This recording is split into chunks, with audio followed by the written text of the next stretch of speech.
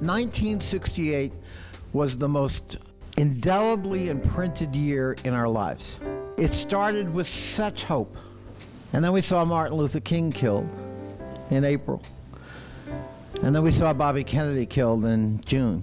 One of the biggest forms of discrimination in this country was housing. There were covenants in neighborhoods and whole communities that prevented people of color from ever owning or renting or moving in. We knew as a country, and especially in Fairfax County, right next to our nation's capital, that segregation was not okay, and that we needed to make sure that we were providing equity and fairness for all of our community in the country. One bright spot was the Fair Housing Act, because we were striking a blow for the civil rights movement and for equality in America. And it was in some ways one of the last of the big civil rights acts that passed in the 60s. You had the basically EEOC and other laws that passed, Civil Rights Act 64, Voting Rights Act in 65, the Fair Housing Act in 68, and there was this 4-year period that really built the architecture of the modern civil rights movement. Very, very important. You could not discriminate against someone because of their race. You could not discriminate because maybe of a disability. And that law has been very, very powerful to this day. So the whole dynamic has shifted. And if you want to discriminate, you need to know the law is not on your side. You need to know we're going to come after you. You need to know that the preponderance of justice weighs with the victim now. And that's a huge change. It doesn't mean discrimination goes away, but it does mean it's a lot harder to try to discriminate legally today than it was before the act was adopted.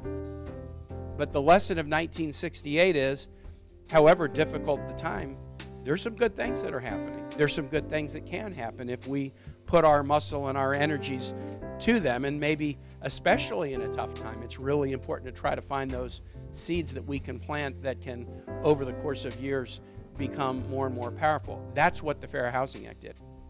You don't realize how important having a house or a place to live is important to you. And not only is it about the income, it's about your mental stability. It's what keeps the bond, the glue to a family. So the law has changed over time. The remedies have gotten more significant. HUD's enforcement powers have gotten more significant. New kinds of discrimination have been added to those that are banned by the law. But discrimination continues to exist, and inequality and segregation of neighborhoods continue to exist in rural and metropolitan communities all across the country.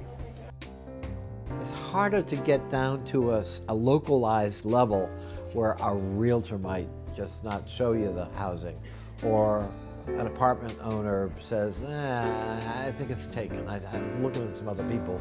Well, what's really going on is I don't want to rent to you for a racially discriminatory reason. We need everyday citizens speaking up about the importance of these laws and of truly living together in community, regardless of, the conditions of your birth, your skin color, your disability, your religion, your gender, your sexual orientation, national origin, the language that you speak, immigration status.